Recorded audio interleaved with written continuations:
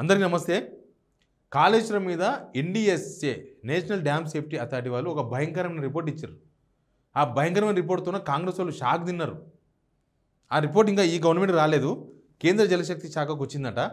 అక్కడ నుంచి కొన్ని పేపర్లు టేకప్ చేసినాయి. అసలు ఎన్డీఎస్ఏ ఇచ్చిన రిపోర్ట్ ఏంది, కాంగ్రెస్ వాళ్ళు షాక్ తినాల్సిన అవసరం ఏముంది? ఈ వీడియో నేను మీకు చెప్తా. ఎందుకంటే మేడిగడ్డ కుంగిపోవడంతోన మొత్తం కాళేశ్వరం 1,00,000 కోట్లు పోయిందన్నారు.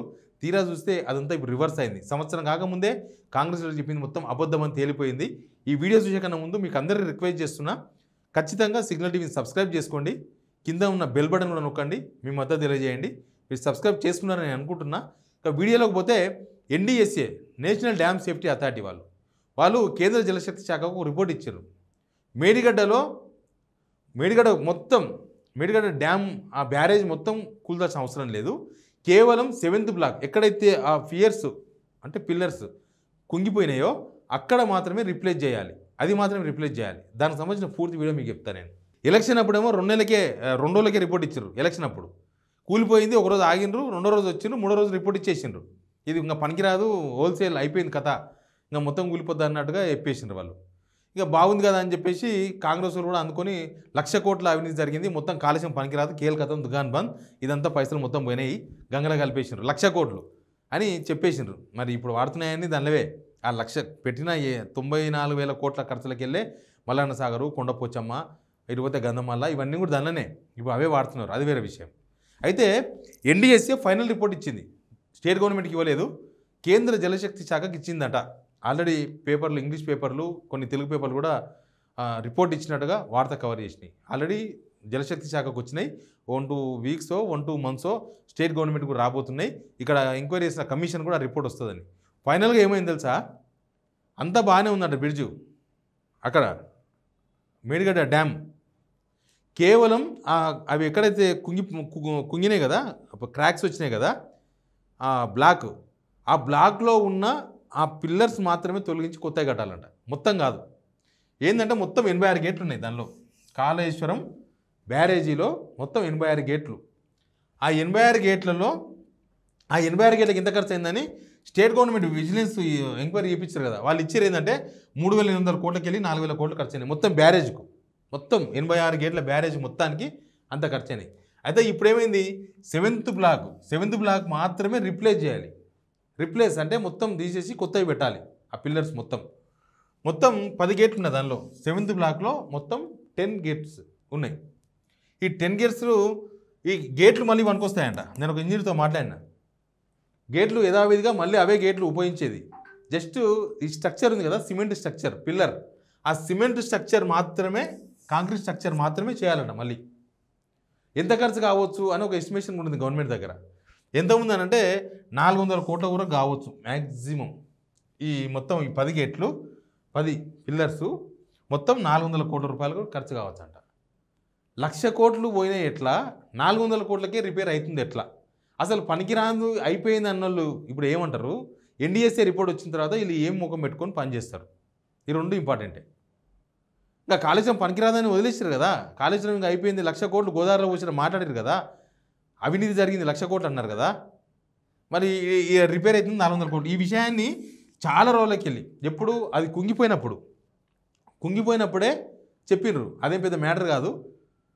ఎల్ఎన్టీ వాళ్ళు చెప్పిండ్రు అది 500 కోట్ల రూపాయలు అవుతుంది, మేము రిపేర్ చేసి పెడతాం, మ్యాక్సిమం 500 కోట్లు కావచ్చు అని వాళ్ళు ఎస్టిమేషన్ ఇచ్చారు. అప్పుడే ఎల్ఎన్టీ వాళ్ళు అట్లెట్ ఇస్తారు, ఇది మొత్తం ఇక్కడ నుంచి అక్కడ దాకా మొత్తం కూలిపోయింది, మొత్తం 1,00,000 కోట్లు అవుతాయి, మొత్తం కట్టాల్సిందే. ఇక కాళేశ్వరం అంటే కూలేశ్వరం అని పేరు కూడా పెట్టిండ్రు వీళ్ళు. మళ్ళీ అది కాళేశ్వరం కాదు, కూలేశ్వరం అని. ఇప్పుడు ఎన్డీఎస్ఏ రిపోర్ట్ వచ్చిన తర్వాత వాస్తవం ఏందో బయటకు వచ్చింది. అప్పుడు ఎలక్షన్ ముందరేమో ఎన్డీఎస్ఏ కూడా అట్లే ఇచ్చింది, మొత్తం అయిపోయింది, కుంగిపోయింది, లేదు కూలిపోయింది అంటే ఇచ్చారు. ఇప్పుడు చూస్తే ఇది యాక్చువల్గా పోయిన ఎండాకాలం, ఇప్పుడైతే 24 hours మొత్తం పుష్ప సీన్ మన దానిలో ఉండి చూడండి. పుష్పలో మొత్తం వాగులకి వెళ్ళిపోతుండే చూడండి, గంధపు మొద్దులు వేసుకొని లారీలో కంటిన్యూగా, అంతకన్నా డబల్ ఉన్నాయి. అసలు పుష్ప సినిమా వాళ్ళు కొన్ని రోజులు ఆగింటే వాళ్ళకు ఆ షూటింగ్ డబ్బులు మిగిలేదు, ఆ లారీలను చూపిస్తే అయిపోయేది, ఇసుక లారీలు.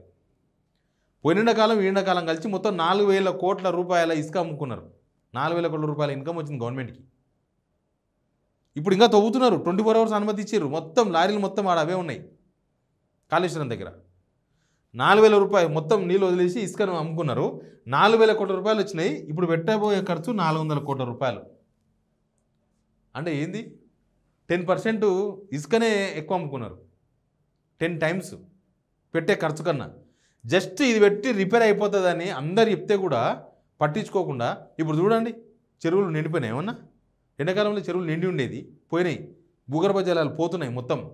రేపు ఎండాకాలం నకనకలు ఆడాలి నీళ్ళ కోసం, మనం పశువులు అన్నీ, పక్షులు కూడా నీళ్ళు దొరకమో అనిపిస్తుంది లాస్ట్కి. గోదావరి ఎండిపోయింది, గోదావరి ఎండిపోతుంది ఎట్లా ఎండాకాలం. మనం గోదావరి నీళ్ళు ఉన్నప్పుడే ఎత్తి మొత్తం అన్నీ నింపేసుకుంటే మనం ఇప్పుడు వాడుకోనికి వస్తుంది. చెరువులు నింపడం వల్ల భూగర్భ జలాల నీళ్ళు ఉంటాయి, బోర్లలో నీళ్ళు వస్తాయి, బావుల్లో నీళ్ళు ఉంటాయి. ఇప్పుడు చెరువుల్లో నీళ్ళు లేవు, భూగర్భ జలాలు ఎండిపోతున్నాయి. 10 years తర్వాత ఫస్ట్ టైం అంటే భూగర్భ జలాలు ఎండిపోడు, ఆ స్థాయిలో పోడు. దీన్ని నేనేం తెలుసలే, భూగర్భ జల శాఖ వాళ్ళు పరీక్షలు చేసి ఆఫ్టర్ 10 years భూగర్భ జలాలు ఇంత స్థితికి ఇప్పుడే ఈ స్టేజ్కి పోయినాయి, రేపు ఎండాకాలం వల్ల ఇంకా లోపలికి వస్తాయని వార్నింగ్ ఇచ్చారు బికాజ్ ఆఫ్ కాళేశ్వరం. మరి ఇక్కడ ఇంతకుముందు చెప్పినట్టు మల్లన్న సాగర్ నీళ్ళు హైదరాబాద్ తీసుకొస్తామంటారు, గంధమాలకు నీళ్ళు వస్తాయి, ఎప్పుడు రాని గంధమాలకు ఎక్కడ నీళ్ళు ఎక్కడి దాకా వచ్చినాయంటే వీళ్ళకి అర్థం కాదు. ఎంతసేపటికి పొలిటికల్గా ఆరోపణ చేయాలి, రాజకీయంగా. కేసీఆర్ కట్టించుండొచ్చు, కానీ పైసలు తెలంగాణ ప్రజలే, అది అర్థం చేసుకోవాలి కాంగ్రెస్ వాళ్ళు. అనవసరంగా మీ పొలిటికల్ అంబిషన్ కోసం, మీ రాజకీయాల కోసం కాళేశ్వరాన్ని పనికిరాని ప్రాజెక్ట్ అని ముద్రేసినంత మాత్రాన పోదు.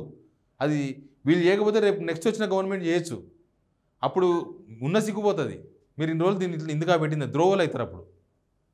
ఇప్పుడు కాళేశ్వరం ఆడపోవడం వల్ల ఈ ఎండాకాలంలో మీరు ఏందో తేలిపోతుంది మీ సత్తా. ఇప్పుడు ఎప్పుడు స్టార్ట్ చేస్తారో తెలియదు. ఆ రిపోర్ట్ వీళ్ళకి వచ్చినాక వీళ్ళు కమిషన్ ఏం సిఫారసు చేస్తారో చూసిన తర్వాత, ఎందుకు పడిపోయిందో కూడా ఎన్డీఎస్సీ రిపోర్ట్ చేసింది. ఎందుకు తెలుసా, ఒకటి డిజైన్స్ లోపం అంట, రెండోది మెయింటెనెన్స్ అంట. ఈ రెండు ఇంజనీర్లకు సంబంధించిన అంశాలు, ఇంజనీర్లే చేయాలి. మరి ఏ ఇంజనీర్లు ఏం పరీక్షలు చేసిండ్రు, కేసీఆర్ చెప్తే చేసినామని వీళ్ళు చెప్తారు. ఇప్పుడు కేసీఆర్ ఇంజనీర్ కాదు, ఆయన చెప్పుకున్నాడు ఇంజనీర్ అని, కానీ కేసీఆర్ ఇంజనీర్ కాదు, ఇంజనీర్లే ఫైనల్ చేయాలి. అప్పుడు ఇవి జరగవు. ఈ మెయింటెనెన్స్ అనేది కంప్లీట్గా ఇంజనీరింగ్ సంబంధించింది. ఇది KCR OYO KTR OYO maintain చేసేది కాదు, ఇరిగేషన్ డిపార్ట్మెంట్ వాళ్ళు, ఇరిగేషన్ ఇంజనీర్స్ చేసుకోవాల్సిన పని. తర్వాత ఈ డిజైన్ విషయంలో ఏం జరిగిందో తెలియదు, అది కమిషన్ తెలుస్తుంది. ఎనీవే ఇక్కడ జరిగింది మాత్రం ఇది. కాళేశ్వరం విషయంలో ఎన్డీఎస్సీ ఇచ్చిన ఈ రిపోర్ట్ అని పేపర్లో వచ్చిన రిపోర్ట్ ఆధారంగా నేను ఈ వార్తను సేకరించిన. Please subscribe signal TV. ఎంతసేపు వచ్చింది?